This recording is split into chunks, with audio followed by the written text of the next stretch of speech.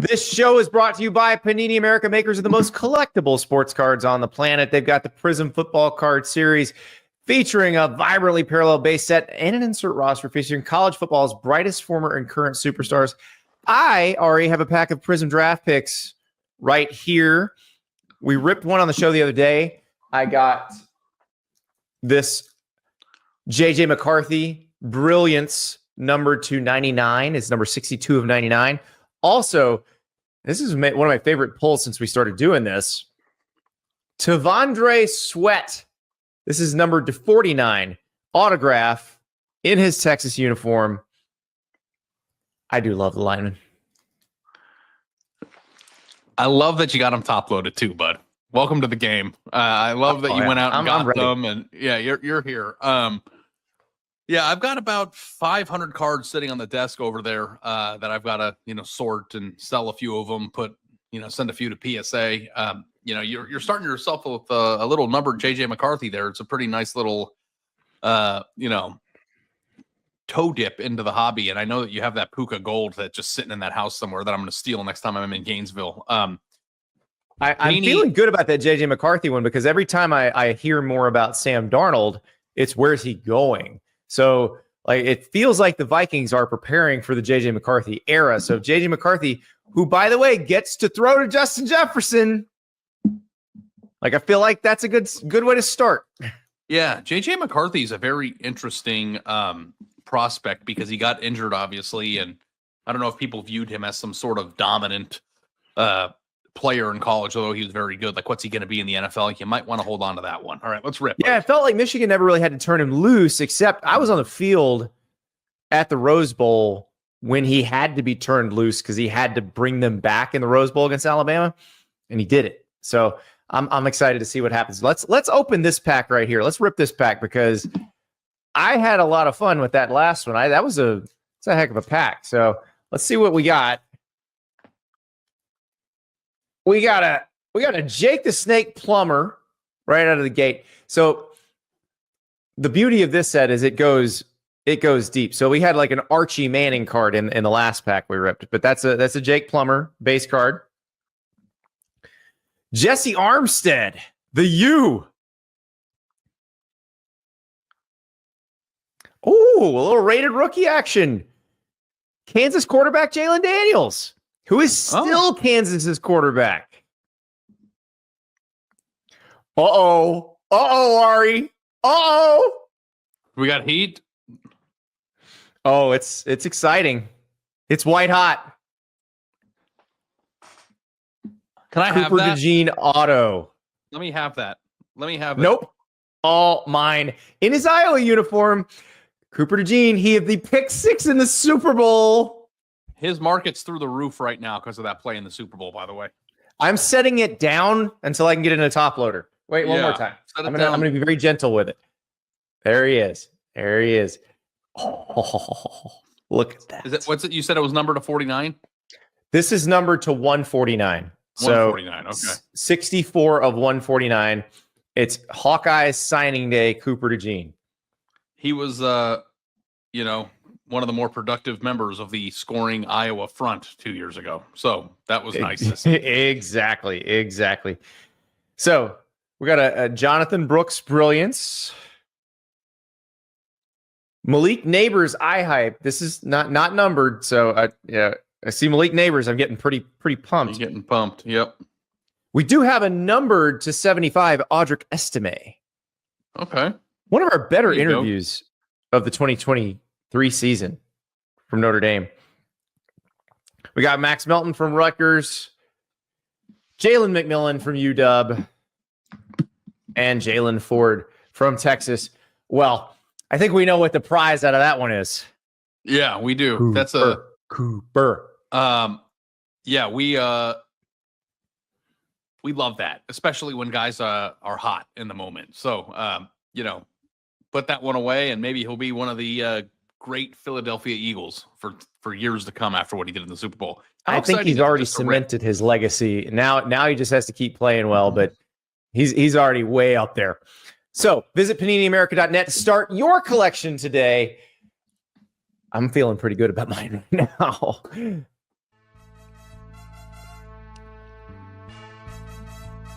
Welcome to Andy and Ari on 3. Happy Thursday. It is a Dear Andy, Dear Ari show. Ari and I will answer your questions, but we have a special treat for you first.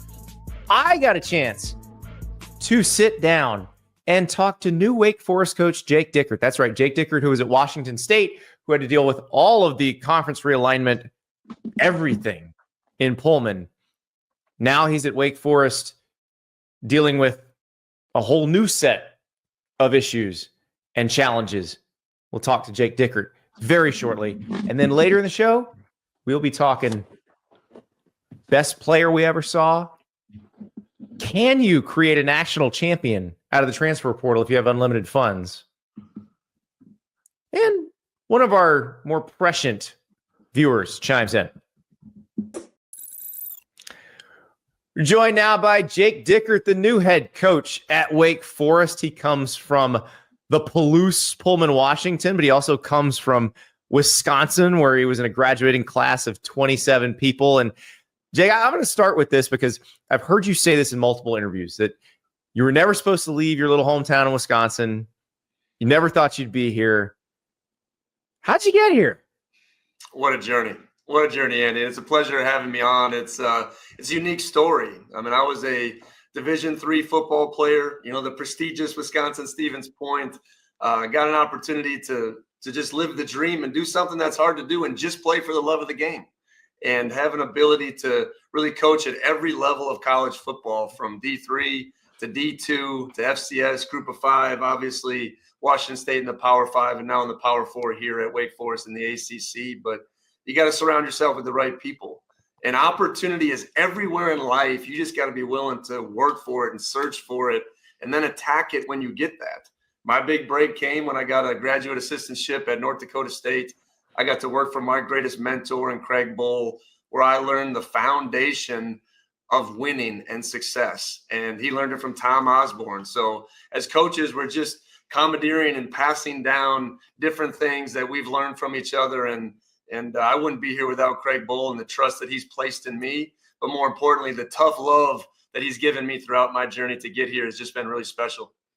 Well, and I know you guys talk a lot still. And how much of a sounding board has he been for you as a head coach?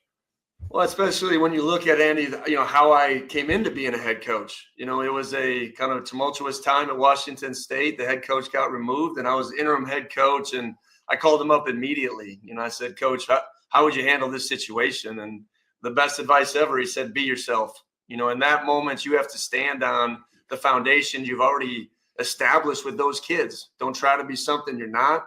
Just do it your own and unique way. Bring the energy, that I know you possess and the vision that you can create. And it was amazing to finish that season really strong. And then ever since being named the head coach there at Washington State, Coach Bull has been a tremendous mentor of mine. And to see him take up the AFCA mantle and, work to preserve the game of college football, I think is really special. And he's ultra passionate about it. So you put this staff together, and your circumstances at Washington State, like you said, were very weird, where Nick Rolovich got removed. You got thrown in. This time, this is a job you went and pursued. Yes. You got the job, but it wasn't the most ideal circumstances, because when Dave Clawson stepped down, it was pretty late in the cycle. And so you were one of the last head coaches hired kind of behind the eight ball. But I love the staff you put together. Your OC, Rob Izell. Yeah. I want to remind everybody, because there's a lot of folks who are big SEC fans who watch. Rob Izell was the Alabama walk-on who did the perfect Nick Saban impression. And I remember the first time I saw that. I'm an ex-walk-on, and Steve Spurrier was the coach. And I just imagined what it would have been like if Steve Spurrier had ever caught me doing an impression of Steve Spurrier, because I don't think I could have gotten away with it. Well, it's one of those great learns, Andy, that things on the internet never die, right? And it's a classic story. And, he just speaks about his breadth of knowledge. And that was one moment when he was playing on the team. But, one thing we did reframe, from my time at Washington State to here is kind of getting back to more of the brand of football that I truly, truly believe in offensively. It's being physical. It's utilizing tight ends. It's being extremely multiple. Rob Izell and the staff that we have created around him, Dan Enos, Jared Castor, Nick Edwards, Ephraim Reed, just put a lot of great, tremendous football minds in one room, and just excited about the conglomerate of different offense that's going to come. It's going to be our own way as we continue to evolve, but it's going to start with physicality. And I think that's what that side of the ball really embraces. Well, and Rob, you go back to the beginning of his coaching career. He's working. That's when Mario Cristobal is at Alabama, and he's working with Mario Cristobal on the offensive line. I mean, it's a hell of a foundation that a lot of your guys have, and you've got guys that came from North Dakota State or worked for Craig Bohl and have been in these hard-nosed, like, physical offenses. I wanted to ask you, because when Dave Clawson took the job, he explained that he talked to Ron Wellman, who was the AD at the time, and he said, Ron, we're going to take a bunch of offensive linemen, sign them out of high school. We're going to redshirt them. It's going to be ugly at first, but it's going to pay off. And it did. Dave was exactly right, because once those guys were older, it allowed him to kind of have a rolling veteran set of offensive linemen. Those were the years that Wake Forest was really good. Obviously, you can't do that in this environment. Like, it doesn't work in this day and age. But you had some guys who were willing to come with that. They followed you from Washington State, and it feels like you got an offensive line that you kind of know what you got year one. How much of a luxury is that? I think the biggest thing, Andy, to start with, what we inherited for Coach Clawson, like, everyone in the world has recency bias, right? Everyone wants instant results, and we're put ourselves in a microwave society, and sometimes as football players, you got to put them in a slow cooker. And I think that's exactly what we're doing at the front. The best program builders in the country really keep two things working at the same time, and that's maximizing the now. I have an obligation to our seniors and our program to go out there and win right now, and not just say, hey, we're building for the future. Yet 3 years from now, we're developing a base of people, and we will recruit maybe even a little bit old school, where we feel like we can develop, we can have relationships, and we can build those guys up. But to have the opportunity to win now and bring in some really experienced guys, from with us at Washington State, but also from around the country, we did a heck of a job. Now, 20 transfers in really a 2-week period. And Andy, it was like the end of the draft. Right? You're trying to find the best value that you possibly can at every position, and we feel like we did that. And we really found out what Wake Forest is capable of, and now we got to put our own stamp on it. Well, and that's what I was wondering, because you have worked at every level, you worked in every part of the country. What does the Wake Forest brand mean to people when you go see them now? Well, I think it is important to understand that this is a national brand. Wake Forest does resonate. I was a small town kid in Wisconsin with, Tim Duncan, and sometimes it's associated a little bit with basketball. And now I'm excited to continue to elevate our football brand and what impact we can have, not just on the Winston-Salem community, but the Wake Forest University brand at large, and continue to enhance it. Because I get to stand on the foundation that a lot of people that have invested in to be great. We have some of the best facilities in the country. We have some of the highest academic programs in the country. Excellence is everywhere here. And when you surround yourself with those type of consistent people with that framework of mindset, it's amazing how everyone else has to rise up to that. And surround, our student athletes with a bunch of people on the same mission. It's amazing what you can accomplish right here at Wake Forest, in one of the best recruiting regions in the country.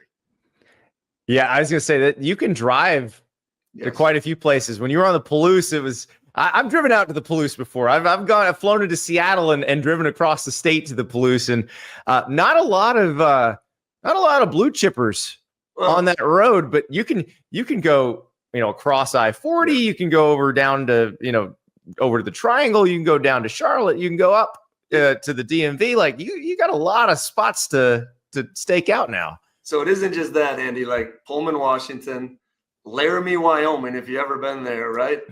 South Dakota, right? So we always had to go out and find kids, and the success that we had at those places were amazing. We had a player in the transfer portal, RJ Vick, right, from right down the road. His mom was like, I'm not sending him to Southern California. They canceled that visit. And our staff at Washington State, we looked at each other, we're like, we've never had this before. Like, this is incredible to have some of these built-in things, and obviously to be able to recruit your backyard and have the type of talent that's sitting right here is very important. So you mentioned earlier the situation that you landed in at Washington State and how that kind of helped shape you. How did dealing with all of the conference realignment and the fallout at Washington State shape you as a coach? Well, I think I've always said this, like, adversity is our ally for growth, and it can be your best friend if you allow it. But in those adverse moments, it can either bond you or break you. And we went through it there at Washington State, and it was tough to be a part of. But I know, my job is the face of not only a football program, but as a university, like, you got to speak for everybody. And I thought that's what we did. We tried to, along the way, keep the main thing. And it was very difficult because you understood what that meant to not only a university, but its people. But obstacles are opportunities if you're willing to take it that way. And, we got a bunch of people there that bonded together and wanted to fight something the same way and find a path forward. So, it was tough. It was really tough. And, I do hope someday that gets resurrected and they get to, get back to where they truly, really belong. Well, and you did find a path forward, because I think if I told most people, oh, this is the guy who he had Cam Ward, but then Cam Ward left, and say, well, what happened next? Oh, did they lose a bunch of games or something? Oh, no. They had John Mateer. Yeah. And he was awesome. And then he was the guy everybody wanted in the portal. Yeah. It was such a unique experience. I experienced Josh Allen's last year at Wyoming. Yeah. Obviously at Cam Ward for 2 years. And then we found John out of Little Elm, Texas, when really he only had FCS offers. And that was late in January. And it was amazing the type of talent and leader and character-wise, John had. But, unfortunately, that is the college football world today. You got to find ways to keep those guys. And John has an amazing opportunity at Oklahoma. But I'm just excited for him and his path. But those guys are out there. And, now that was part of coming to Wake Forest, to be part of a school that's ready to maximize the new revenue share and invest in programs like this at a place that maybe 10 years ago they thought, wouldn't be possible is the reason we're here. And Wake Forest is set up for success. And I think that's what's exciting about us now and how we're going to develop this football program. Well, I wanted to talk about the revenue share part of it, because I remember talking to Dave Clausen about this, and I was kind of hopeful to get to see Dave in the revenue share era, because it felt like that would close that gap a little bit. And Dave was always the type who, if the gap was a little bit closer, he was going to out-evaluate, out-coach, and could beat some people. Now that you have a different situation than you had at Washington State, that, it's going to be different than what Dave had at Wake Forest the past few years, how can you use that to move Wake Forest back toward the top of the ACC? Well, I think the biggest thing is the ACC is full of opportunity, and to be able to create an equal playing field, that's essentially what the House settlement is doing, right? It is taking it from Major League Baseball, where it's an uncapped world, to trying to get back to NFL. Everyone's got a salary cap. Everyone's working in the same kind of ballpark, so it's about going back to finding the right people, not just a collection of talent, Andy. That doesn't work at Wake Forest. It's the right people with the right mentality to develop, grow, and want to be part of something bigger than themselves, right? So that's what we're working towards establishing here. And everything is in place, from facilities to academics to now staff, and the vision of the program needs to come to light. And there's no shortcuts to that. There just isn't, right? You got to do it the old-fashioned blue-collar hard way, and that's what we're going to be about. Well, and that's the thing, when you find those right people, now you're going to be in a little better position to keep them, it seems like. That's right. And we've had guys that sacrificed tremendous things at Washington State or Wyoming back then. It's just the way that when you love them tough and you show them the vision and you partner with them and they know why you're doing it, it still is about that. Because everyone's had the stories of people going other places and it doesn't work out, right? So there's a balance that will continue to happen the more we experience, this portal culture. But what do you really want to be about? How do we create that type of success? Because in today's transactional world, like I said, you got to stay transformational. They're 18 to 23-year-old kids. I remember when I was 19. Andy, I don't know what you were like, but I wasn't perfect. I was a dumbass. I'll tell you right now. I needed mentors. I need people to say, hey, Jake, that's not the way it's supposed to be done. Right now, we introduced this new stimulus called money. Right. So they need us more than ever. And there's a mentorship that comes along with it. And the only way I know how to do it, it's the same way it worked 17 years ago at Division III, is tell these kids the truth. Their job is not to manipulate the truth into what they want it to be. It's to be a truth listener. Everyone talks about a truth teller.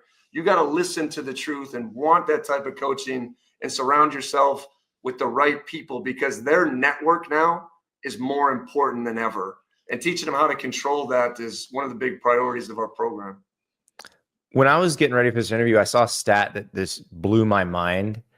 And then it makes sense when you think about it. But Wake Forest had 3 head coaches in 31 years between Jim Caldwell, Jim Grobe, and Dave Clawson.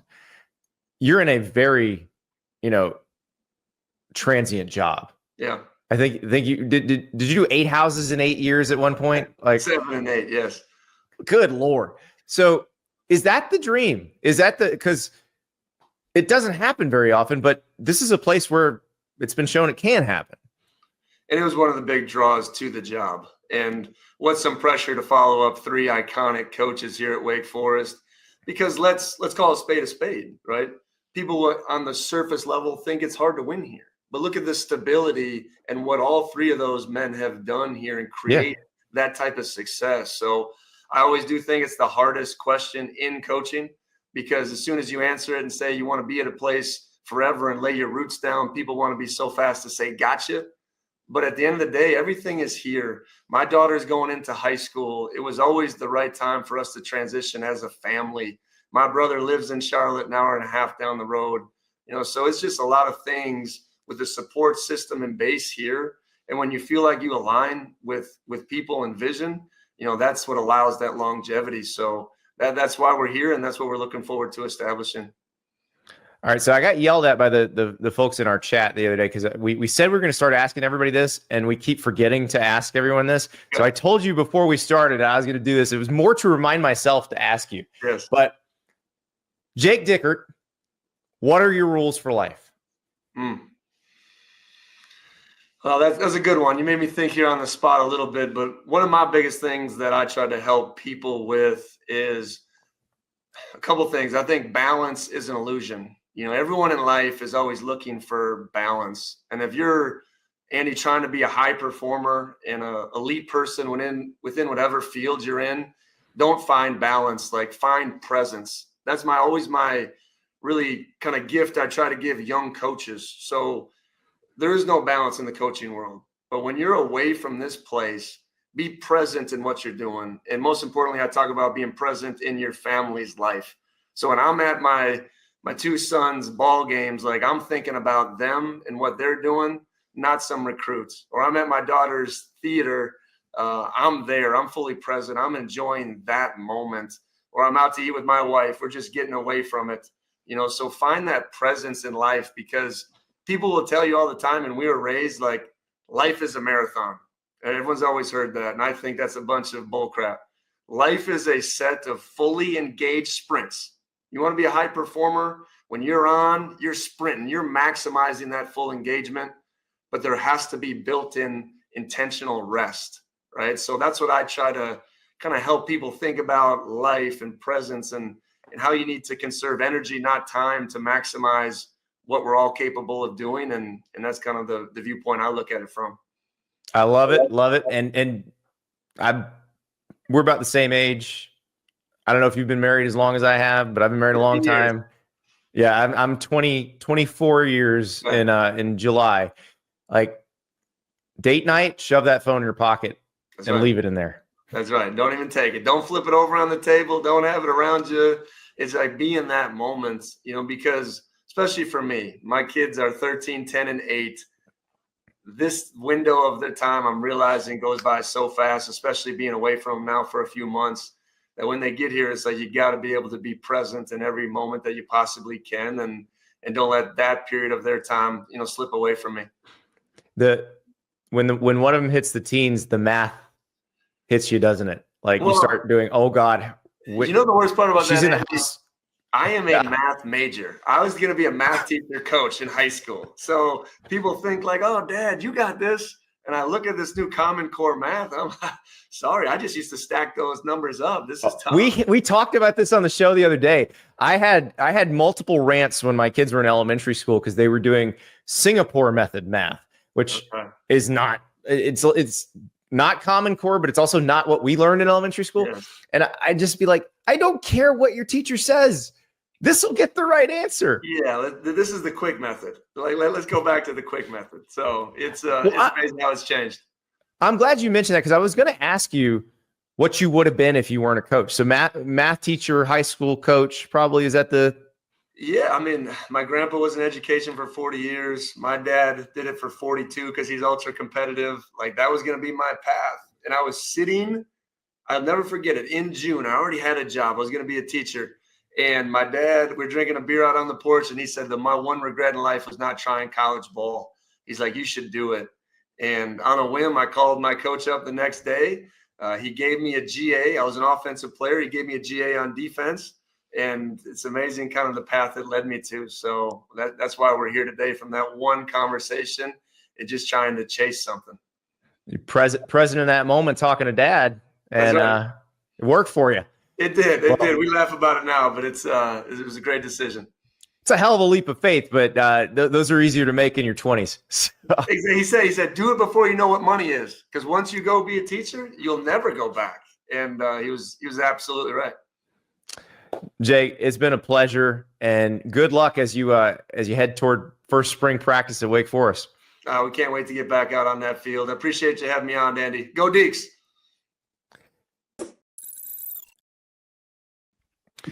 All right, it's time to open the mailbag. Dear Andy and dear Ari, we got some good questions today, Ari. I want to start with one from Reed. Between both of you, who's the personal best player you have ever watched in person? For me, it was Saquon Barkley at Penn State. My Lord, what a player to watch in person every Saturday for Penn State. And I'm with Reed and having seen Saquon in person at Penn State. The first time I saw him in person, I think, was the 2016. No, it was 2017 Michigan game. And that was the one where he took the wheel route, second play of the game for a touchdown. Yeah. And you just knew this guy can do everything. Because I think he and McSorley switched places on the first play and ran the read option, and Saquon kept it. And it was just like, what can't they do with this dude? Yeah, it's kind of a fun exercise when you go down the rabbit hole, especially when you know what Saquon has become too. And you had more of a wider range for most of your career in terms of in person, because I was on a beat for 10 years and you were national and went to big games every week. So I'm trying to remember, like, I know the two best players that I saw, at least at Ohio State, on a week in and week out basis. I would say Braxton Miller is one. I don't think people talk about him enough in terms of where he was as a college player and how special he was. He didn't have a pro career, so maybe that's not a fun answer, but the Bosa brothers too were unblockable, and Chase Young, I think, would be the four that come to mind in terms of like seeing them week to week. I went through a couple and then I landed on one. There's really one in my career who was so good. I mean, he's so good that he dragged his team to a national title, to an undefeated season and a national title, because the team around him wasn't good enough to do this and shouldn't have been able to do this. But he was that transcendent in college, and that is Cam Newton at Auburn in 2010. There was nothing like him, nothing. And it's interesting because I covered quite a few Auburn games that year, and it felt like early on, like I remember being in Starkville for the Mississippi State game. That was a Thursday night game. They hadn't quite figured out how to best use him yet. Like, they knew they had something special in him, but they weren't quite sure exactly how that was going to work. Now that Mississippi State game, Nick Fairley, who was the other best player on that Auburn team, he was a first round D tackle. He was dominant in that game. Cam really wasn't the star yet, but then as it went, Cam became more and more of the star. And like, you get to the LSU game where I think his Heisman moments, the run against LSU, but against Georgia, when everybody's screaming at him, against Alabama, the comeback is one of the most amazing things I have ever witnessed in person. Like, never, ever in a million years would you have said Alabama's going to go up 24-0 and lose. And actually, thinking back on that game, like, I remember sitting there at halftime. By halftime, you knew Cam was going to bring him back. Like, by halftime. Yeah. That's how amazing he'd been all season. Like, there wasn't any doubt at that point when, 30 minutes of real time earlier, it had been 24-0. Yeah. I've got Cam Newton is like, there are players that like I regret through no fault of my own not being able to see in person, and ones that come to mind are Cam Newton. I wish I would have been able to have the fortunate path of seeing Vince Young play live. I was a little bit young and wasn't in the profession. I was at Vince Young's best game too, and so if Cam hadn't done it so many times, Vince would have been the number one on that list. And I'm assuming that you saw Tebow a ton, right? I did see Tebow a ton, but actually Tebow would not be the member of the 2006 Florida recruiting class that I would name here. It would be Percy Harvin, because Percy was one of those people that every time he touched the football, you were like, this could be the most amazing thing I've ever seen. And I'll go back to now that was when I was on the beat. So when Percy got to Florida, I was a beat writer. So I got to watch him. This was back when you could watch preseason practices. Like we would just sit there for 2 hours and watch preseason practice. And so I watched a lot of his first reps in practice at Florida, and just remember being shocked at how different he looked when he touched the ball than anybody else. And there was this play, and I can't remember exactly when in camp it was, but they were in full pads. And there was a play where the receivers were running routes against the DBs. It wasn't a full team situation. And Percy was going one-on-one against one of the other freshmen. And Percy catches a little short one and does this stutter step. And the player, the DB, feels like he just melts into the ground. And the only thing you could hear, because like everybody who's watching goes, ooh, and then once the ooh subsides, the only thing you could hear was Percy just laughing as he ran by. Yeah.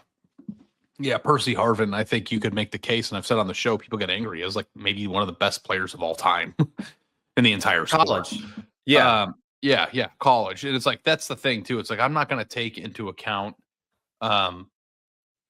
what people went on to do in the pros, but here are a few that I saw that were quite astounding.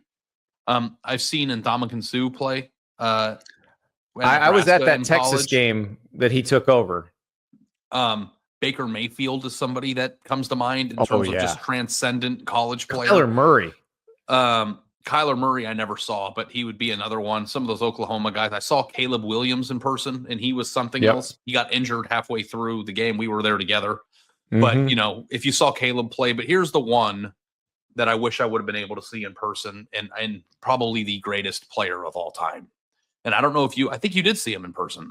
Reggie Bush would be the one that I wish I could have seen. I was a beat writer then, so I never got to see him in person. Actually, that's not true. That's not true. Vince Young Rose Bowl, Reggie Bush, of course, was playing in that. So I did get to see him in that. Yeah, he was not as dominant in that game as he was the rest of his career, and Vince obviously overshadowed him. But you're right. Reggie was more honorable mentions, if you don't mind. Deshaun Watson in college was something to be seen. Deshaun Watson was unbelievable. And then one more that I really regret not seeing, and I'm sure you did. I saw Joe Burrow play in person. It doesn't count because he wasn't Joe Burrow yet when I saw him play. But Devontae Smith is one that I would have liked to see in person too. Yeah, so remember Devontae Smith's best season was the COVID year. Now, obviously, I'd seen Devontae the previous years. The only game in the COVID year, his Heisman season, I got to see was the national championship game. But that was his performance against Ohio State before he hurt his finger in the national championship game was one of the most dominant I've ever seen. He still put up massive numbers, even though he only really played a half.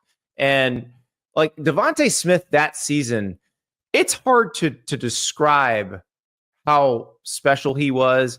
And that Alabama team was loaded, but he really was the best player in the country, and it was obvious, which, it had been a long time since the receiver had won the Heisman, and it didn't feel like a hard choice to me.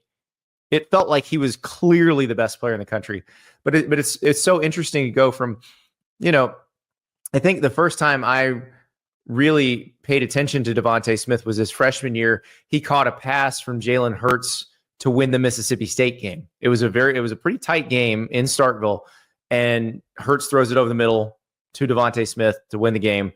And I just remember thinking, mental note, this guy seems pretty good for a freshman. Good, yeah. And that was during the time like when Amari Cooper was unstoppable in college. Like Devontae Smith wasn't like, coming out of the blue of like Alabama finally has a good receiver. This is the guy who shines in my mind through all of those amazing receivers that they had.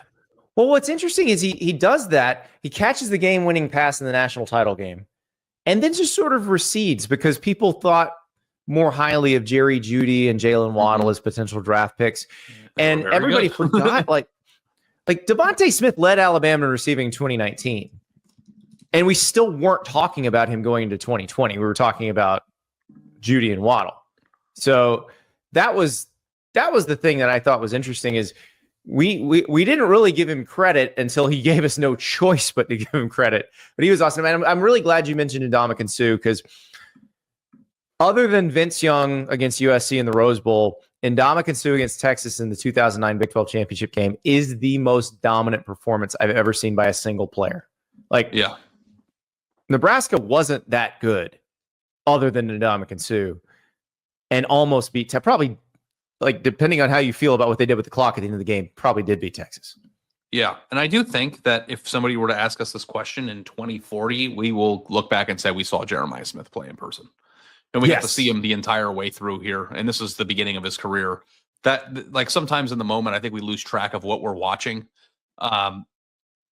He's going to be somebody that we look back at and just go, yeah, I was fortunate enough to see him play in person his freshman year when they won the national title.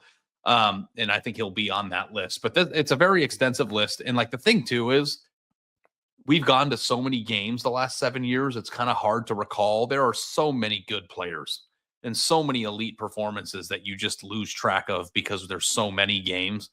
But these players are super special, and I wish that I would have been able to see a little bit more of them. That's the worst thing. I'll give you another one I regret. I saw Saquon Barkley in person. That counts. But yeah, I didn't see Mahomes in person. No one really did. Because Texas Tech wasn't that good. Yeah. So you weren't, and Lubbock's hard to get to. So you weren't going out of your way to go to Lubbock to see games. And then, sometimes when they played the better teams in the Big 12, you kind of perk up. But like our friend Bruce Feldman was on the Fox crew. He was the sideline reporter for that insane, I think it was 67-65, whatever the crazy Baker Mayfield, Patrick Mahomes shootout was. Like, I can't even imagine what that looked like in person. Yeah, no, I would have been amazing to see them play. And I wonder, because people knew he was going to be really good in the NFL. I don't think people knew this would be it. And there were some things. I remember Doug Maurice was obsessed with him when he was in college. I don't think people knew that. Like, I remember my thinking of him going to the NFL was no air raid quarterbacks ever succeeded in the NFL. So I understand why you're taking a chance on him because of his tools, but I don't know if this is going to work. Right. So I wasn't all there on him yet. And, very wrong, because not only did he show you an air raid quarterback at work in the NFL, showed you that all these modern college quarterbacks, it's not the offense they're in. It's the person. You just have to figure out who the right person is. Yeah. I mean, and there's a lot of guys from the 90s that I remember being in awe of when I was a kid that, I wish I would have been an adult enough to understand how great they were. But guys like, Charles Woodson and Michael Vick, right? Like Eddie George. I mean, there's a lot of guys out there that kind of fit that build. Marshall Faulk, Orlando Pace. State. Orlando Pace was the patron saint. Orlando Pace was the patron saint of offensive linemen because he actually finished in the top 5 of the Heisman voting. Yeah, as a tackle. Yeah, but we just got done drooling over Ashton Genty all year, and rightfully so. The guy was incredible, but Ricky Williams existed. And that's we don't talk about that ever. Ron Dane. Ron Dane existed. Guys that were truly unbelievably gifted that kind of existed in the same type of way. Can I give you a good one from that era? Who I don't think people think about very much as a college player, but I saw him a couple times in person in college and he was unreal, is Sean Alexander. Oh yeah. Sean Alexander could not be tackled. Like, he was insane. Yeah. What about like LaDainian Tomlinson at TCU? Yeah. Yeah. I mean, that's pretty incredible. Producer River just threw out Tavon Austin. I'll give you Tavon Austin, but I'll also give you Noel Devine. Yeah. And Pat White. I mean, that was the video game dream team right there. Another one that I think I've seen only highlights. I was just a baby when he was playing, but was like Emmitt Smith at Florida.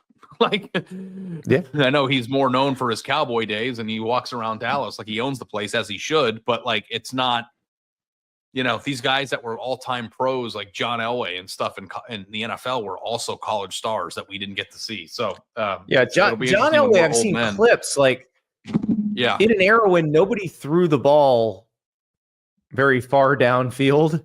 John Elway was throwing moonshots at Stanford. Yeah. And is there a player?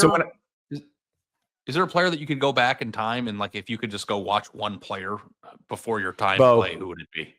Yeah, Bo. And it wasn't before my time, because that was when I was first remembering things. So I'm very young at that point when Bo's playing. So I'm like 4, 5, 6 years old.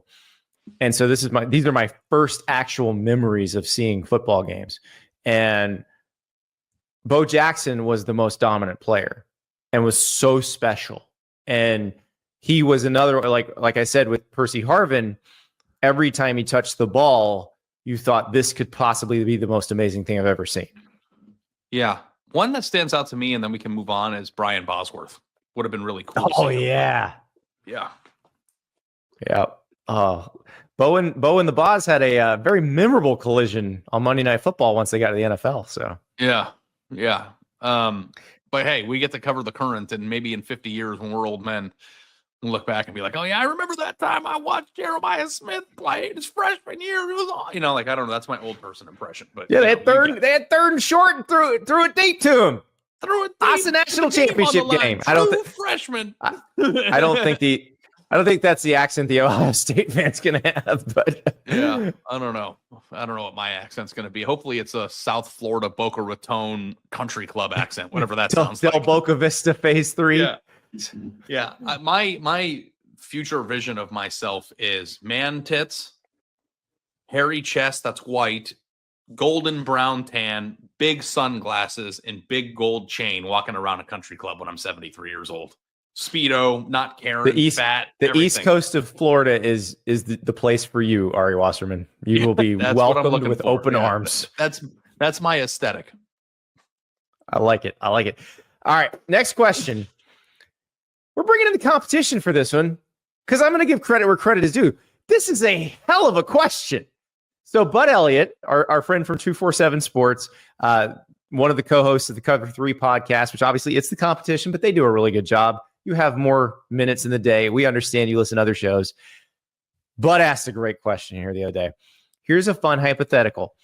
If you had $40 million to construct a roster out of this year's transfer portal, does that team win the national title? And then Bud adds a qualifier. Just from this year's portal, so guys who didn't go into the portal don't count. So the obvious thing that the obvious thing that you just have to ask in this hypothetical is, what's the starting point? Like if Penn State had $40 million, then yes. But if Bud qualified it more with a successive tweet where he's like, does it matter if I up the number to 50 million, 60 million, 70 million? So I think the point of this exercise is if you had basically unlimited funds, using the players who chose to go into the transfer portal this offseason, would you be able to create a national championship team? My answer, I think, is no. Oh, just using the players, not adding them. Yeah, you can't tamper with anybody else. Like just the ones who decided to go in. But you have to get 85 players from just this year's portal. You're not adding it to a roster. You're starting from scratch. You've got 0 players. And all you have is the portal. Yeah. So your starting QB is either John Mateer or Carson Beck. Like your starting QB is John Mateer. Your wide receiver 1 is Eric Singleton Jr. Your top running back is it him or Hughes. So your 3 top receivers are Eric Singleton Jr., Noah Thomas, and Kevin Concepcion, right? Yeah, which is a national championship receiver group. I mean, I don't know how far down the rabbit hole you went on this exercise, but let's keep going. Zach Branch is your number 4 receiver, probably. Zach Branch is a number 4 receiver, and I think the answer is yes. I don't know about the trenches. That's the problem, though. This is the issue. Like, okay, so Isaiah World, who's going to start at left tackle at Oregon, came from Nevada, so he's the type of player you're looking for. The question is, how many? Because you can get Pat Coogan, who started at center in the national championship game last year. You can get Rocco Spindler, who started at right guard in the national championship game. Yeah, so and you got I mean, I'm looking at the on 3 top transfer portal players, and you have multiple offensive linemen in the top 15 total transfers. Xavier. Do you have 5? I don't think you have 5. I mean, you have a lot of tackles, but like that's the thing with how they're ranked too. It's like you can move somebody to guard and 2 for sure. tackles, and you can move the tackles to guard. I think you could do it. Yeah, I think the answer is yes. And the reason why, okay, let me ask you this: would this be a team that could compete for a national title, or a prohibitively favored, so much more talented than everybody else team? Yeah, it's like play the game of like, if you put everybody on this transfer portal together, is it more talented than last year's Ohio State team? It's not. I can tell you right now, it's not. Yeah. There's nobody as good as Caleb Downs. There's nobody as good as Jeremiah Smith. Yeah. There may not be a D lineman as good as Tyleik Hill. Yeah, you're probably right. But also too, like if your backup is Darian Mensah, like you have like, or Carson Beck, Carson Beck, and like you have those 3 quarterbacks on your roster. I don't know. You have a really, really good safeties with Takario Davis and Dylan Thieneman. Like, I mean, you would put together a really good team, Andy. There'd be no weaknesses. You could put together, yeah. Okay, so maybe I'm wrong, because my initial answer is no. You're not going to win the national title. I think you can compete for it. I don't think you can, I don't think you'd roll out and just be able to stomp Ohio State or Texas or Georgia. Like, you could get beat by those teams. I think the question is, if you phrase it this way, could you assemble a team with no weaknesses? You might not have the top end talent. You might not have a Jeremiah Smith or a Caleb Downs, but could you assemble 22 players on both sides of the ball that doesn't give you a lot of room to attack? If you're this is also a team that has to play a whole season. So could you make a team deep enough to get through? The depth would be great, especially at critical positions. There's 10 offensive tackles in the top 50. Now, I don't know, like the thing that's difficult is like guard, I don't know, interior defensive lineman, maybe that might be difficult. I don't know, man. I think that you're talking about a lot of players here. Yeah. Yeah, because, I mean, it's true. The offensive line thing I was worried about. I'm less worried about the offensive line than I am the defensive line, because I think about like Ethan Onianwa from Rice was a guy that last year people were like, how come this dude didn't go into the portal? And he did go into the portal this year, and now he's at Ohio State. So yeah, and like is going to be one of the best offensive linemen in the Big Ten, like already. Yeah, and I'm assuming is being compensated as such. So like, and Justice Haynes is a running back who's like ranked 30th, and it's like he's a pretty good running back. Like if you added him to a team that had that offensive line, they'd be fine. I'm just trying to think, like Will Helt, the edge rusher that's at Clemson now. Right. That's a guy who is lower on that list. That guy might be one of the best edge rushers in the ACC at Clemson this year. Like I don't know. I think that you would be more than willing to, or more than able to put together a team that is good enough to win the national title. Now, does it mean that they would I like the offense for sure. I really like the offense. I'm not as sure about the defense, but the more I look at this, the more I like the offense. Yeah, but go look at the corners. Like there's 10 corners in the top 30 right here. And Dane Key and Kevin Coleman at receiver. We didn't even talk about them. Malachi Fields. I don't know if they're making the two deep. I know, but if they're not, that illustrates why. That's what I said. Yeah, I think we can put together a nice receiving core. I think I'm looking at. We can definitely put together a good offensive line, because the other guard I forgot about, Emmanuel Pregnon, who left USC and went to Oregon.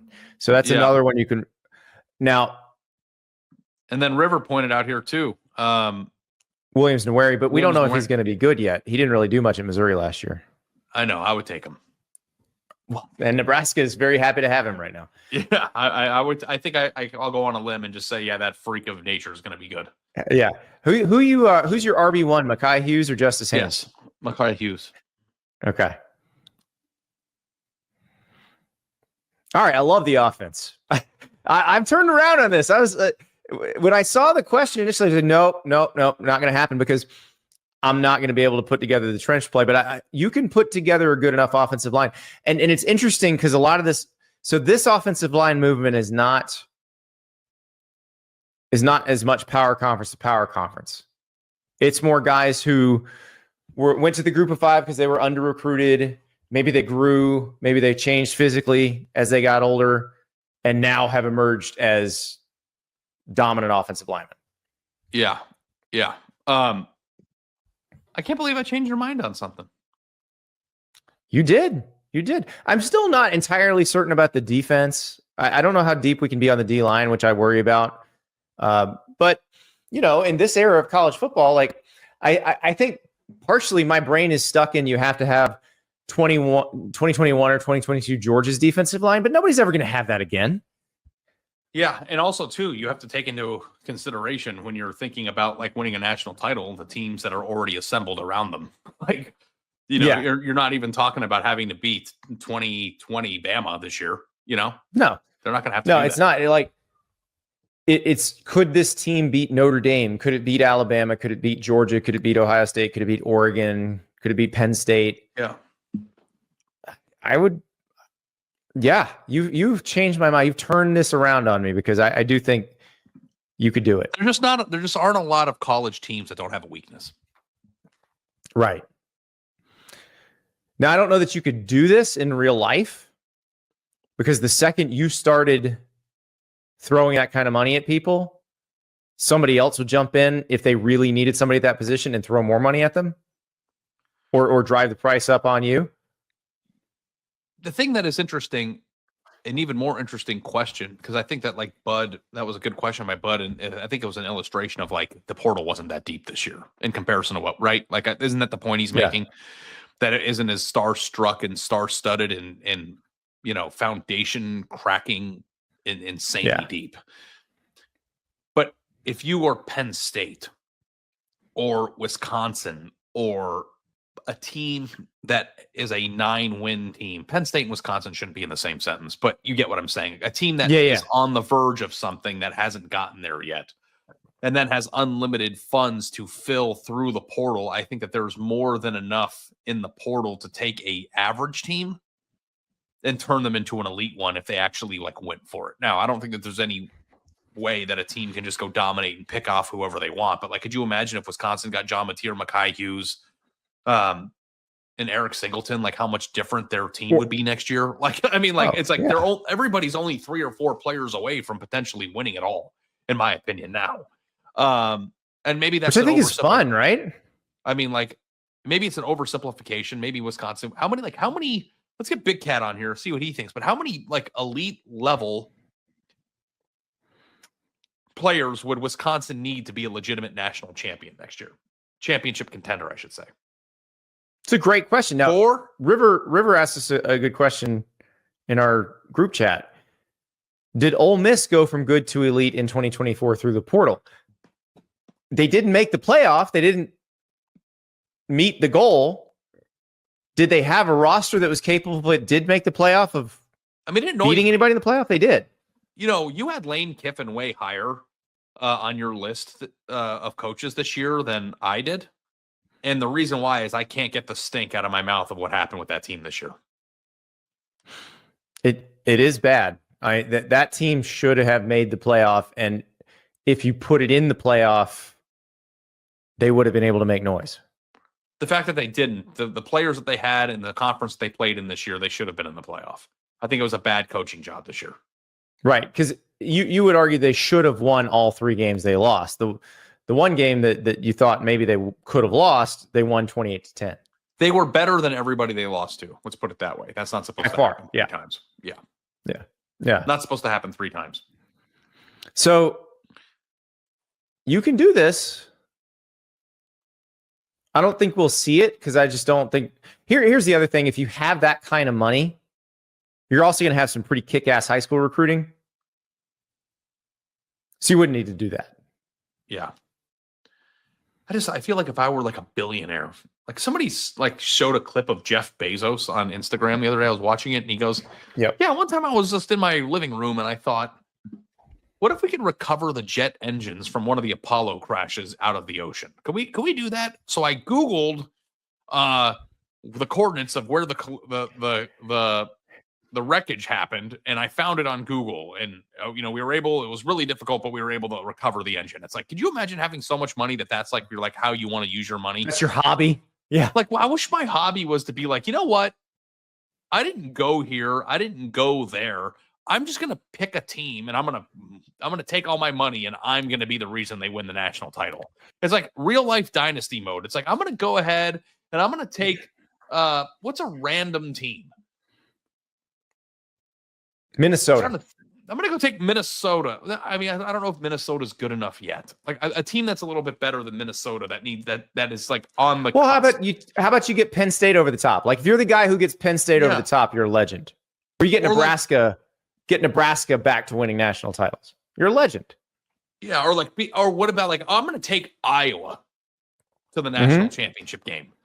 I'm going to go and I'm going to bring my checkbook in there and I'm going to take the portal players and I'm going to get the players that they need to run a successful offense. I'm going to get John Mateer. I'm going to get Mekhi Hughes. I'm going to get Eric Singleton, and I'm going to drop them in Iowa City. That would be fun. Like I don't think that any team is overly or is so far out of the picture that you couldn't envision a world where they got back into it, which is what makes this interesting. Everybody just needs the right sugar daddy, is what you're saying. Yes, you just need to look good. No, look good, feel good. I don't know. Maybe I'm oversimplifying it. Maybe if you got those 3 players for Iowa, they would win 10 games and not do it. I don't know. Well, we just got through saying Ole Miss did it, and they went 9-3. Yeah, and Ole Miss already had Jackson Dart. Like it's not like they went out. They got him through the portal, but yeah, but they didn't go do it all in one cycle. Is what I'm saying. Well, nobody's going to do that. That's not realistic. But it's But the question is, can somebody do that? That's the question. It's not just can you take the entire portal and make a national championship, but can somebody go from to great with one expensive portal cycle? It's a great question. It is a great question. That was fun. Thanks, Bud. Yeah. I want to text Bud and be like, "Hey, thanks for the content, pal." Yeah, we appreciate stuff like that. But yeah, it's a long off season. It is a long off season. Next question comes from Jeff. When do you need my Indiana football record breakdown? Thanks, Andy. For those who don't remember, is this the guy? Jeff is the guy who freaking nailed Indiana this. Now, he's a long-suffering Indiana fan. I believe his new Twitter bio is no longer long-suffering Indiana fan. So we take you back to July 26th. I was doing a Game Time ad on Twitter, and I did a poll of which Big Ten game would you most want to buy tickets to. And I did Ohio State, Oregon, Penn State, USC, Wisconsin, Nebraska, Michigan, Ohio State. And Jeff goes, you forgot 10-0 Indiana at Ohio State. And I said, listen, I might be able to go with 7-3. He nailed it. Nobody else had that. He's got the receipts. How many tweets like that do you get from people that are just way wrong? All of them. But I commend Jeff for keeping a copy of this one. I'd love to know what Jeff thinks, though, of Indiana's season next year, because I think what's really interesting about them is that they're easy to dismiss now. Oh, they had their year. It was a fun moment. Now we're on to the, like, we're already talking about Illinois being next year's Indiana, but like we talked up Curt Cignetti so much last year, and rightfully so. He got a big contract extension. He said he was there for the long haul to build it. He followed through with signing their long-term. Is Indiana a team in your mind that was a flash in the pan, fun story for 2024, or were we watching the beginning stages of a program that is winning 10 games consistently enough to be in the college football playoff discussion once every 3 to 5 years? Like, is Indiana going to be back? Is what I'm asking at some point. If Cignetti does what he's done everywhere else, they'll be back. I wouldn't be immediate. Like, I don't think they would immediately win 11 games again, but they would be consistently above average. They'd be a tough out. They'd be the sort of the team nobody wants to play. Like when Dave Clawson really had it going at Wake Forest. I think pretty similar to that. But I think you have to ask yourself, if he was able to make Indiana what it was in one offseason, what can he do in 3 years? Like, that's the thing. Like, we spend so much time talking about, like, where should Brian Kelly be in year 4 at LSU? Where should Lincoln Riley be in year? But, like, what about the people who have overachieved with less early in this era? Like, shouldn't we be giving Indiana more of a benefit of the doubt? Because they are going to be, and I don't know if I'm not going to bang the Indiana drum here in February saying they're going back to the playoff next year, but why do we fall victim to the same thing that we fell victim to during the year, which is dismissing them until they won 9 games? Why don't we look ahead and say, hey, you know, this Indiana team, there might be players that we're not talking about right now, but we trust the coach enough to put players in a position that we're going to be talking about them in September, in October. Like what does a coach have to do for you to get to that point? I mean, just repeat, Indiana's non-conference, they've scheduled themselves some wins. No, but like, what if Indiana Kennesaw beats State, Illinois on September 20th, though? Indiana State, yeah. No. The Big Ten schedule looks pretty hard. Yeah, it's home. So if Indiana beats Illinois, which is the team that we think will be, like, calling Indiana or Illinois this year's Indiana, I think is unfair because Illinois would not be coming out of nowhere. Illinois was really good in 2024. Mm-hmm. But yeah, if Indiana goes and beats them, it's like, oh, Coach Sig's doing it again. Just from the standpoint of a typical college team that you don't really consider to be a national championship favorite or contender, emerging as a team that's 10-0 and in the thick of the playoff discussion. Like that I don't know that their rosters are comparable in the sense of how they were built, but I do think that, like, where they are program stature wise, I would even say that Illinois is probably ahead of where Indiana was coming from. Yes, because Illinois is producing NFL players with regularity that, yeah, they probably we're in a better spot starting 2024 than Indiana was. But again, if Cignetti does what he did, and look, that's the hard part. That's the hard part to figure out when coaches move up levels. Because he did it at California University of Pennsylvania. He did it at Elon. He did it at James Madison at 2 different levels at James Madison because they were FCS and then they were also FBS there. But this is the Big Ten. Now, he came in and made it look pretty easy the first time around, but I think he'd probably tell you it's not that easy. I know, but like also we got like Curtis Rourke mania. Like, isn't Mendoza just as good? Fernando Mania Part 2. Fernando Mania, except Mendoza, not Valenzuela. As Curtis Rourke? I think they're both pretty good. Yeah, Rourke had dominated in the MAC. Mendoza was pretty good in the ACC. So I think he's got one of the best corners in college football, and D'Angelo Pons, somebody that we didn't discuss enough last year as a collective, as a society. Right, he's a little bit undersized, but the guy could jump through a building and break up. I mean, he made play after play after play. Didn't he have a pick in the Notre Dame game in the playoff, or a huge play that he made? I don't know, man. Like I think that, like, when you look at, I'm not writing off Indiana at all, but I am coming from a place of, I don't know that they'll be in playoff contention again this year. That's going to be hard. Yeah. Will they be good? I think Curt Cignetti has shown us enough now as a head coach over the course of his career. But they're not going to stink. Exactly. And then it's just, do you have that special roster that really coalesces and then you do something great? We'll see. But I'm excited to see what they do. And Jeff, whenever you want to make your official prediction, and you can wait till the summer if you want to. If you want to wait till after spring practice and really get a feel for this team, whenever you want to make your official prediction, listen, it's your world. You kept the receipts. You nailed it. You were the only person in the country that got this.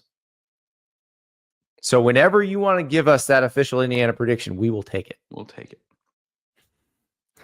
Ari, it's been a pleasure. Tomorrow, our friend Ralph Russo joins us. I'm going to make him the official Andy and Ari on 3 ombudsman. He's going to tell us what we got right, what we got wrong in our first season back together. You and I are going to be on vacation, so tomorrow's show is pre-recorded. So if the world is ending, who knows? I might pop in from the side of a mountain and be like, "Hey, here's what's going on." Now on to Andy and Ari and Ralph. And then Monday, special treat for the folks. You would. You have to have the goggles on if you do it, though. Oh, I will. I'll steal one of my kids' goggles. Monday, JD Piquel filling in, breaking down everything that happened over the weekend. It's going to be very exciting. Ari, I'm going to miss you. Have fun. I'll see you Tuesday. It is kind of funny, though. Yeah, no, don't worry about the music. You keep going. Vacation to the snow. When you live in Dallas, you go to vacation to the beach. That's all I was going to say. Enjoy your time. I'll miss you too, buddy. We'll see you next time.